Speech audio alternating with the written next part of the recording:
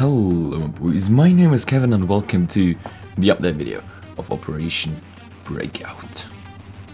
Sounds epic, is pretty much epic after all, so without any further whatever the fuck I want to say, I'm gonna do this pretty much on freestyling, so please don't nail me to the wall if I somehow forget something, if I somehow mess something up, or whatnot. I'm not perfect after all. I've done a bit of research, I've played pretty much extensively for the last hours, so I hope you enjoy this update video. Anyway, Operation Breakout. What is it? What does it bring to the table? Well, obviously we have another operation going on with new maps, new skins, a hell load of skins, new case, new knife for instance, minor changes, MISC changes, map changes, weapon changes, gameplay changes, new commons. So many things have been implemented. Well, so we're gonna go off and I'm gonna tell you, the Operation Pass is only $4.30 for the Europeans, euros that is, $5.99 US. It's obviously gonna get like cut to 50% off in like 1 or 2 or 3 months time. So in case you do not have that money now, just wait up. It's gonna be on sale anyway, round about the time when it's gonna end, or like the same as the other operations pretty much. The keys are the same, the cases are right now dropping, and it's all going how it's planned, I guess. Anyway, the minor changes MISC.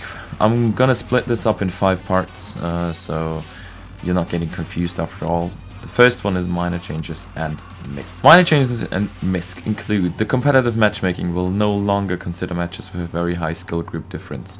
That is, or that happened a lot lately at night, when you were like a group of 5 globally lights or supremes and then queued up and there was no other matching skill group, and then you ended up playing mostly versus legendary eagles or versus batches and whatnot.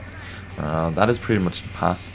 We have searched today for 27 minutes in a row to get a game. Ultimately we got one, so anyway. They updated all the loading screens, the team select screens, according to the maps, so I've just brought up the example of Dust 2. They updated the play demo as well, the comment. They fixed the radar not showing up during the first round of a competitive match. Basically what you did back in the time was open the buy menu or press escape, so that was the usual fix. Nowadays that's fixed from the start up. They reduced the screen effects on the high shader settings when zoomed in with scoped rifles, so yeah, I don't know. It doesn't really affect the players that play with low settings, but definitely the players with high shader settings, so they are pretty much seeing things much more clearer now. And as well, they have resolved the knife achievement issues, which is just one little minor change. The second part is Operation Breakout itself. What do we have? We have 6 community maps that were added official in matchmaking, 2 of them which are hostage maps, 4 of them which are bomb maps, which are DE maps. So what do we have? Insertion, CS insertion, kind of a map which you basically spawn in an area where you can then decide whether or not where you want to go. As terrorists you have 2 different spawn positions in a villa, as well as in an outside position in the house. Then as CT you have 4 different positions, and it's kind of the same as in the shooter movie where you just have to go in and yeah, grab the hostages. Like, you know the scene when they surround the Russian sniper. I don't know if you know the movie anyway, but it's kind of a cool thing. The only thing that I don't like is that the fog is too much, so you can't see the enemies pretty much. Other than that, you can also play around with your monitor settings, like if you put up the contrast, if you put up a bit of brightness, and if you put up digital vibrance to 100% as well, then you can see the enemies much clearer on the map. Anyway, we have also MISC. I didn't play that map extensively yet, only a casual a bit, so I can't say anything about it. But MISC looks to me more like all the maps in general that were added, more like a clusterfuck. You can't really play it like on a high competitive level. It's more like fun maps, which I pretty much like. Then we have Overgrown. Overgrown is not my cup of tea. It looks great though, with the water and all this kind of stuff. It is playable to an extent. Then we have Rush, which is a CS map as well. So yeah, about Rush, I mean, it's a little kind of a jungle thing, so I guess that's up to everyone's personal liking. It's cool. It is overseeable. You know where the timings are going to be quite fastly. So yeah. Then we have Black Gold, my personal favorite of the operation maps. I don't know. I didn't really like it at the start. I didn't really like it when we played it like 2 or 3 times. But since I have to have a mission on it, I played it more often than I probably would have liked. But nowadays, after a few hours, I actually learned to really like it, and I prefer that map the most. Then we have Castle. Castle it looks great on the design, on the textures, on how it was worked out, but on low settings, low shaders, you like seeing enemies, especially CTs, is so hard. I would rather stay away from that map personally. So yeah. The Operation Breakout challenge coin is there as well. You know the coins if you have them. Then we have the missions that have been introduced. So basically, you get like a mission drop at the start. Then when you complete that, for instance, there's 2 different missions. One of them is the harder one to win like a competitive game on one of the maps. One of them is like the easier one to go like in casual and get like 30 or 40 or 50 different frags. Like single kills with different weapons on deathmatch or whatever. So I've noticed that if you do not win that competitive map, do not complete the mission with the competitive match, you pretty much get the second one assigned directly, that you can get the easy achievement. So if you complete that mission, you get a drop without any key. You just get a skin drop from the 3 different new collections. So yeah, you got a hell lot of skins. You got 3 different collections with 15 new weapon skins each of them. I think it is the cobblestone, it is the overpass, and it's the cash one. I'm not quite sure. I think it is these 3 collections. Then we obviously have the Operation Breakout case to drop. The Operation Breakout case has new skins in it, with a new knife, the butterfly knife. It is held to the flip knife animation. It is different though. Still, you can clearly see when he's like when you're knifing somebody, that the butterfly knife is pretty much the flip knife. Then we have the M4A1S Cyrex, which I personally really prefer, and the P90 Asimov. Proper finishes for me personally also has the Bison, Nova, Negative, and the UMP. I really like that lower, like the ones that aren't used that regularly have great finishes as well. Then we have the Operation Journal, I don't know how to say that, with a competitive scorecard, friends leaderboard, and with more stats and so on, so you can see the headshot percentage, who is the best in your friends, who has won the most games in your friends list, who's got the most kills, who's got the most MVPs, and all this kind of stuff. And I don't know, I think it's really interesting. It's really great design. You have like your avatar, in my case it's like Mrtweeday. It's the one of One Piece, and I don't know, it really looks cool. I would love to have my global light there, but I lost it, so in the end I can't do anything about it. Anyway, let's move on to gameplay fixes and adjustments. Gameplay related things, I've split these in 2 things, one of them being more of the behind the scenes things, and one of them being the weapon things. So we have the buy menu update, which includes now the following weapon stats. It's going to be damage, fire rate, recoil, control, accuracy, range, movement rate, armor penetration, power. So yeah, that is pretty much only for the style, I guess, but you can clearly see that, for instance, the Negative has like the most fire rate, wherein the Scout has like the least fire rate. So that all makes sense. All shotguns, except the Nova, so like the Max 7, the Sword Off, the Auto Shotgun, the XM 1014, are now able to penetrate walls. Then we have the human players, like us, that can now finally get a bot to drop the bomb, just by pressing the use button, which is usually E on your keyboard, plus use. You can obviously rebind it to anything else. That basically prevents like when somebody's like leaving or not there for like 3 minutes, or drops timed out, whatever, and the bot is just running with the bomb off to some site where you don't know where you want to go, and he just dies there, and then the round is pretty much lost. So that prevents this. Then we have the show impact penetration command. It helps a lot for how to understand the game better, to prepare for things. Then we have two really cool comments that actually go for the competitive scene way better. It's the backup around auto and the forced assign teams. Pretty much, yeah, the problems you've seen at LAN events when somebody didn't get into the game and had to back up, and admins were fixing it around that had problems, as well as with the forced assign teams when eBot had problems, like when you had to join the server and eBot was like, nah, you that team, and all these kind of things. Like, they're pretty much automated now, set by default from the server.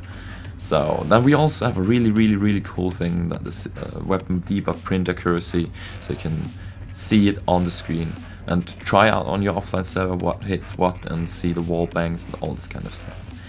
The bullets now leave a brief trail if you wallbang it, as you can see. Then a few radar changes according to the fog values. It's going to be determining now whether or not the enemy will pop up on the radar. What makes me wonder a bit though is that the warp penetration is highly weird now. Like, the orb can one-shot one through the doors. The scout takes one nearly up to 90. The AK nearly one-shots somebody if he's running with Kevlar plus helmet. So yeah. Then going to the fourth part, the weapon changes. The Deagle, I'm just gonna go over this really quickly. The Deagle is buffed. I hope I did get it right. Yeah, it is got buffed. The first one shot is now really accurate while standing as well. Still, if you want to spray, you should pretty much crouch after the first shot. That will help the accuracy. Other than that, the Deagle feels now kind of back. Not really Deagle-ish back from the old times, but you can use it now properly. Then we have the CSET 75A. It was obviously nerfed. Everybody was pretty much crying about it. The accuracy got nerfed. So the result is that it is most likely not going to be used when somebody is playing like on a long range. It is more of a close range gun only now. So like only the people that are playing on close range are probably can make use of it. Other than if you're cold scream and only headshots. Then we've had a pistol being adjusted. The dual elites a new balance pretty much by reducing the price to $500. The SSG-08, the scout so to say, also got balanced by reducing the price to $1,700, and it got slightly buffed by increasing the accurate range. Also, Tech 9, the new meta. Like Anders and all the others that were playing with me before were like, that is the new meta. It is way too overpowered in my opinion as well. The first shot is an absolute straight bullet. If you use that in a pistol round, it's straight bullet over 100 damage. See in a bit. So they have to probably hotfix that. That's also the thing is with that it's the least punishment for moving with it while shooting. So it has the best accuracy out of all the pistols. So if you just move up, as I'm showing it right now, you can just move and shoot. Nothing happens. It's just too damn good.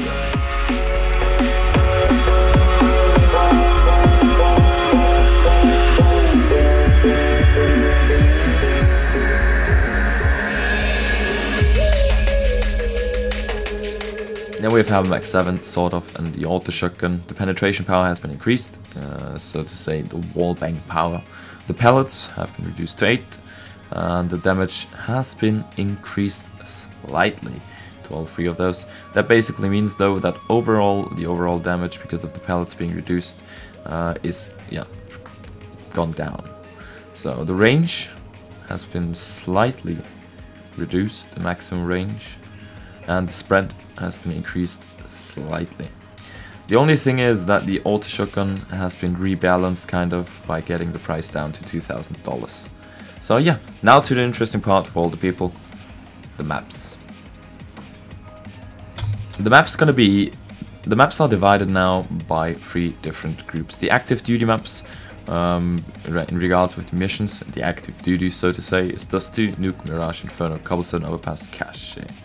The reserve maps are Train, Aztec, Dust 2, Vertigo, Office, Italy, Assault, Militia. So you can see it's got pretty much, it's now into the groups like the ones that are pretty much played competitively or pretty much played all the time, instead to those that are, I guess, they are not played that often.